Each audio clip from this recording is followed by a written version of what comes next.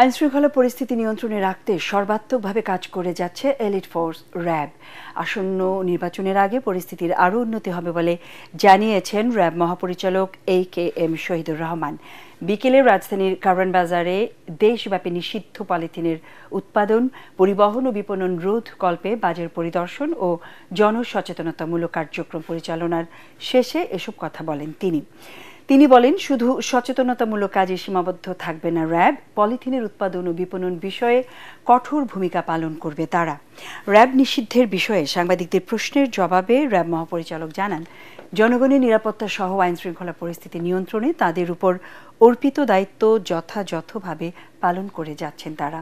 RAB নিষিদ্ধ এটি সরকারের বিষয়। অস্ত্র উদ্ধার অভিযান আমাদের চলমান আছে।